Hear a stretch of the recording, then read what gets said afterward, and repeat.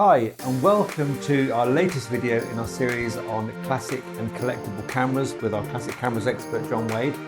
And in this video we're looking at cameras from the old Soviet Union, from the 1930s up to the 1960s. And these are all from your collection, aren't they, John? They are, yes, I'm afraid, yes. Yeah, an extensive collection. So where are we going to start? I guess we're starting at the beginning? Yes, well, I think we'd probably start with Fed, because this is where things really happened. There was stuff before that, but Fed is known as being a Leica copy, and a downright copy of that, not even a replica, it's a copy. When Leica put out their patents, they didn't take out patent in Russia, or China for that matter, so it left the Russians free to copy Leica cameras, and Fed was straight in there. Now Fed, I'll have to read this because I can never remember the name, was put together by a man called Felix Edmonovich Dzerzhinsky, and those are F-E-D. That's where the name Fed came initials. from. Okay. And he was the founder of the Soviet secret police. So when he died in 1926, the Ukrainian political commissariat set up a commune for orphan children, where they could go and work, but also get an education. And they made things like locks and sewing machines, that sort of thing. And one day, they were told, we're going to make Leicas. Well, they weren't making Leicas, they were making Leica copies. But what they did was they made the Feds, and this is the Fed one. And if you know anything about Leicas, you'd say from a distance, that's a Leica 2. But if you look at the top plate, it says Fed. It says Fed on it. It's really got it. But everything about it is a Leica 2. So he set up the secret police, the Soviet secret police? Yes, he did, yes. Right. So it's got a rather nasty connotations, but there's a Fed one. I've got a little. The cameras were a sideline, I guess. But yeah, yes. Well, they did make things for the KGB as well. I'm pretty sure. Which we'll come to later. But if you know anything about a Leica, it's everything that a Leica would be until you actually handle it. It doesn't feel right. Right. It doesn't wind like a Leica. But they were very reliable cameras in their way, and look at it. And a lot cheaper, I presume. Yes, yeah. And were these, obviously these were made for the domestic market, I presume, but were they also available in the UK at that time? Or? I don't think they were. I wouldn't like to. Or even outside of the Soviet Union? Very much into the Soviet Union. Right. And there were a lot of Feds, which we're not going to go into them all. That's the Fed 1, which really is a downright copy of the Leica 2. The Leica 2 was 1932, and that's 1934. So they got onto the job pretty quickly. It's funny that he's... the Fed, and he founded the secret police, and the Feds are like a kind of slang name for police, aren't they? Yes, yes, there you go. Yeah. Okay. And the funny thing is, Fed having ripped off Leica, then Zorki, which was made by the Krasnikov's company just outside Moscow, then ripped off Fed. Right, okay. And I haven't bothered to take it off. This is a Zorki one, which is very much like the Fed, except that I've put on the front of it here its very own stereo adapter. Other than that, as you can see, if I took that off, it would be just like a Fed 1, which is just like a Leica 2. So this is a rip-off of that one then? Yes, okay. Yes, absolutely. Wine's a little nicer than that one. But is there a consensus as to which was the better of the two cameras? No, do you know what? I think they were probably on par, equal contenders. And that is somewhat later. When was the Zorki? The Zorki was in the 1950s, probably 1951. Quite a long time afterwards. 34, so sometime before they got round to it. Right. Okay. It's so very similar, isn't it? Can I have a look at that? Yeah, of course you can. Yeah. Okay. So while they were busy copying Leicas, in another part of the USSR, they were copying Contaxes. So before the war, Zeiss Icon, made Contax cameras, Contax 1, 2, and 3. When the war broke out, production stopped for a while. When the war finished, the Russians just moved in, took the Zeiss factory apart, literally wall by wall. Rumour is they even took the toilets, and they took everything to Ukraine. And they took a load of German workers, took them with them, and said, right, you can build us Russian Contaxes. And if you know the Contax 2, you recognise it in this, which is actually a Kiev, or should we say Kiev these days, I suppose.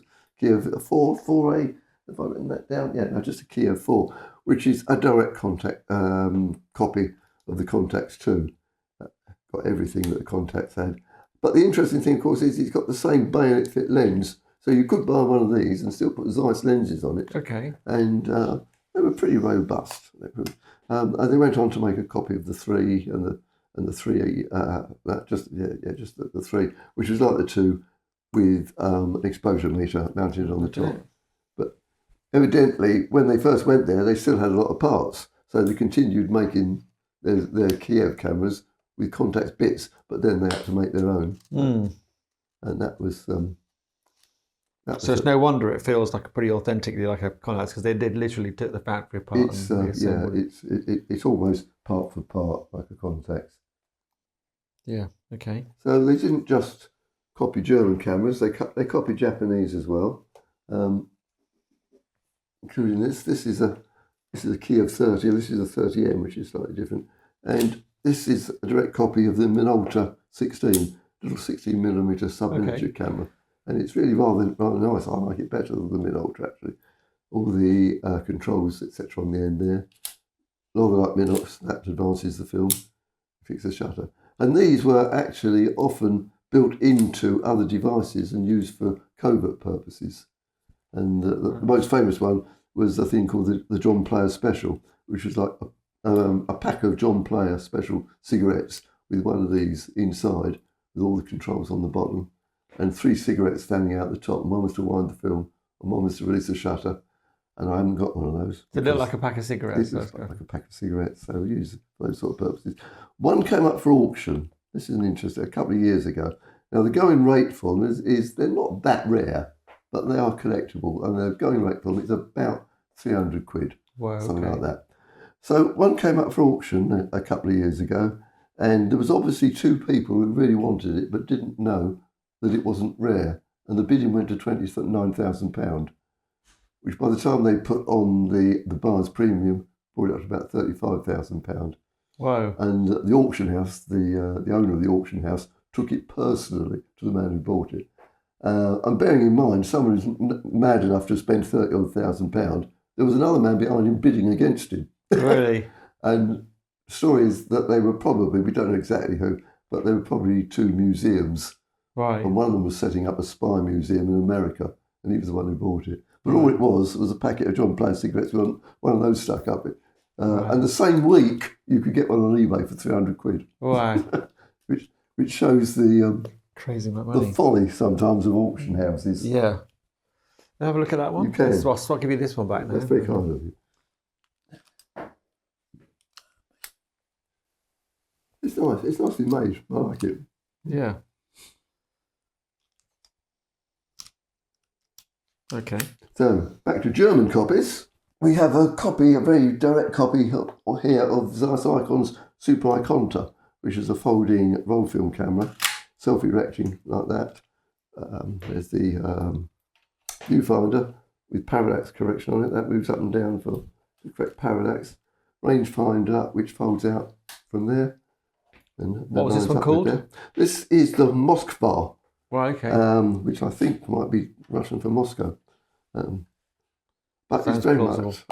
much, again, a good solid camera, but a copy of the Zeiss Icon. Mm.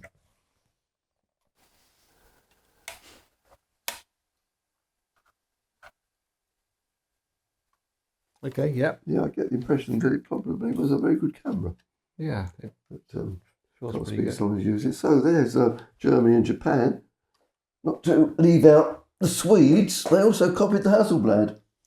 And this is a Zenith 80, which is a name variant on various other Soviet cameras. There's a Salyut, which is very much the same. And it's modelled on the Hasselblad 1000F, which was the second camera I think the Hasselblad made. And it's very much the same. Focusing hood on the back there, on the top there. We have a film. Oh, okay. And the lens is on a bayonet mount. So it's very much a modular design, just like the Hasselblad. Yeah. And I'm told very reliable, but you did have to beware of one thing, which is told on the little red warning sign here, which says, important, this knob must be wound fully before altering the shutter speed. So you wind on first, then you alter the shutter speed. If you do it the other way around, the whole thing jams up. Jams up, okay. So I'm told. But, so if we That's can interesting. put this back together again. I have also tried to use this camera, but each time I wound the film on, the back fell off, so I thought that wasn't a very good idea. But as someone who knows his way around a Hasselblad, I find that quite interesting. Yeah, it's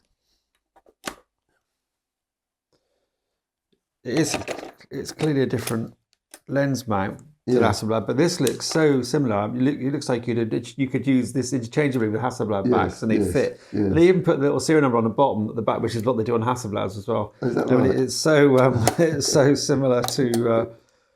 They probably just copied the serial number as well. Probably, yeah. But it's one of those tricks. You think, oh, I'll put a Hasselblad back on that, and you never get it off again. Yeah. No, it's absolutely. Not just a sort of tribute, but an absolute copy, isn't it? And there's a Kiev as probably a similar sort of thing, isn't it? Very similar, yes, yeah. Right, one more copy before we move on to another aspect of Soviet cameras, and probably one of my favourites is this. This is called A Moment, and it is a copy of the Polaroid Model 95, which was the first instant picture camera. And it's very much, it doesn't look exactly like it, but it's very, very much like it. And it was made to take instant pictures. Did it take Polaroid film, or did the Soviets have their own version? No, they had their own version. And this was its downfall, because although they made the camera very nicely, they couldn't make the film. And a bit of a small problem. They were so mostly people who bought these found they couldn't use them, which is why if you want to buy one as a collector's item, you usually find them these days in pristine condition. You'd think they'd have thought of that before they made the camera. What about the film? You would. But it's just like a Polaroid Model 95. It's Obviously, the Polaroid land company would have not been. Obviously, it's best pleased in them trying to copy it, but I don't know how much they knew about what was going on. No, probably didn't. So obviously, they were known for copying, but they're also known for innovation of their own. So we'll look at a few innovative cameras. This is called the Sport, and for a long time, it was thought that this was actually the first 35mm SLR. And if you look at it, if you cover this bit up and look at it from there down, it's a Leica, really, isn't it? So it's a Leica with a viewing system on the top, and like that. And it's 1936, and it wasn't until Russia opened up a bit more and people could get in research, they found it wasn't exactly the year they thought. So this was a long time. People said this was the first 35mm SLR. Turned out it was actually launched just a little bit after Germany's Exakta, which is the first 35mm SLR. But it's an interesting design. It looks so much like a Leica from there. And of course you used it. Like a chimney viewing system. Like that. Yeah, there you go. That's the Sport.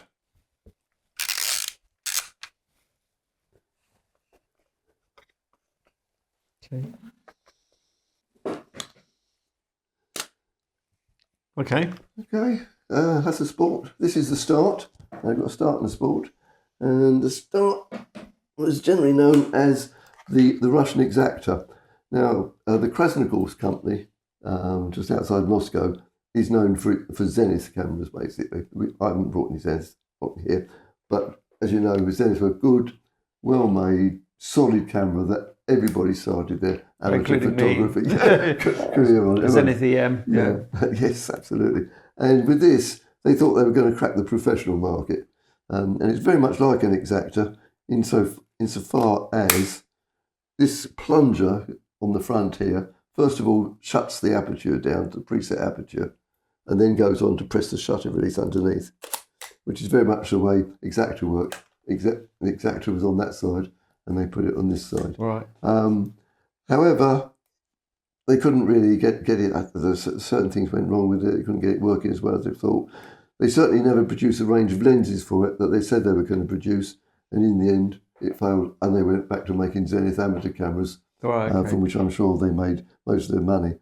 But that was that was their attempt, the Krasnikov's company's attempt at making a professional 35mm camera. Okay.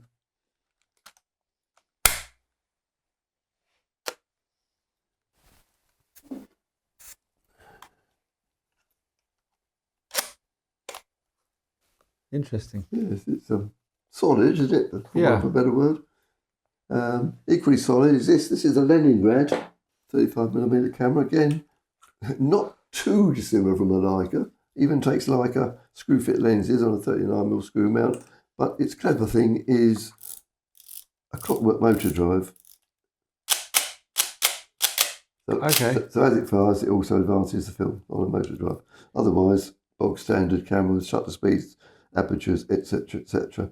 But another innovation, they were good at that sort of thing. Not a very pretty camera, but that's a Leningrad. Right, okay. So give it a wind. Yeah. And then... Okay. Obviously, it wasn't a motor drive in the sense you don't hold your finger on the shutter and it keeps taking pictures. But you've got to keep pressing it, but you haven't got to wind it on that's between a bit too shots. much to ask. You don't have to wind it. That's right. Yeah. I think we did a video on panoramic cameras some time ago, which we included this in. So it's worth mentioning it because it is another innovation, and it's the FT2, which is a really nice panoramic camera. It takes 35mm, but not in 35mm cassettes. It takes its own cassettes. So you have to preload it in a darkroom. So if anyone buys one of these with a thought of using it, make sure it's got its cassettes, otherwise it's totally useless. But it is all right. I have used it. You cock the shutter like that, and you release it like that. And as you do so, the lens is in that little barrel that you see there, which at the start is pointing to the side. And as I press the shutter, it rotates around there. And the reason it's doing that is because if we go inside, the film is arranged around a semicircular curve, area, and as that goes, it sort of sprays the image onto the film, if you like. And it takes pictures 105mm wide on 35mm film, which is basically 3 frames, including the rebate between them. Okay. And quite an interesting way of setting shutter speeds, which is outlined on here, and relies on these 2 levers. So if you set both of those levers down like that, you get a 400th of a second. So it says here. Goes like that. Okay. If you leave that one down and you set one that way, you get 200th of a second. And if you set that one that way and that one down, you get 100th of a second. Okay. That's bizarre, isn't it? Isn't it great? The lens is a fixed focus, obviously, also fixed aperture, about f5 not 5.6, I think it's something like 5.5. So with modern films, you've got to use it a 400th of a second the whole time. And as you do that, you have to hold it very carefully because it does tend to jump slightly into the right. Okay. You do it, but you've put the back on. And what's this called? This is called the FT2. Right. So it was one of several panoramic cameras that they enjoyed making. This always happens, doesn't it? So I'll put this back on later. Oh, there we go. There we go. Right there. Oops, these clips come off easily, don't they? Pop off. There we go. But it was notorious for damaging the film because it took 3 frame widths. You put a 36 exposure in there, and you should get 12 exposures out of it. The most I've got out of it is 11. Right. And then I got about 9.5 at one time. And in those days, high street processing houses are a bit more friendly than they are now. And I could go in and say, there's a broken film in that camera. Can you pull it out and process it for me? And they did. Really? Okay, that's interesting. Yeah. So we'll finish with a couple of miniatures. This one is, I think I'm right in saying, the only 16mm single lens reflex. And it has various names. When it was exported, it was called the Narciss. The Russian version, in Cyrillic lettering there, looks like it says Happy Yuck. Okay. So it becomes known as a Happy Yuck. It's quite a nice little single lens reflex for 16mm film. This is always the dangerous bit, isn't it? There we go. Which came in 2 cassettes. One of which is one of which drops out quite easily, and mine's from cassette to cassette, or you can rewind. There's a rewind button up there, but quite unusual. I think they made a few medical versions of it as well, and you can get an adapter as well to take the lenses interchangeable. Although they didn't make any other lenses for it, as far as I know. But you could get an adapter to fit Zenith lenses onto it, which look absolutely enormous on the front of it, as you might imagine. And we'll put that together again later. And I'm going to finish with the FT2. Now, these cameras were originally made for the KGB, and they would disguise them in all sorts of things. They'd put them into a briefcase or like a handbag. They even had one sideways into a Zenith camera bag. There was no Zenith in it, just this inside. So you had what appeared to be a camera over your shoulder, and this was poking out of there. So originally they were made for the KGB. When Russia opened up a bit more, there's quite an industry began in making these basically for idiots like me who are collectors. But it's a motor drive camera. So you wind it up like that. And it's very quiet, as it would have to be for covert purposes. And you'd have to set all your shutter speeds, apertures before you put it into your briefcase or whatever. But that is the originally known as the Ajax 12, I think, but went on to be known as the F21. F21? Yeah. Okay.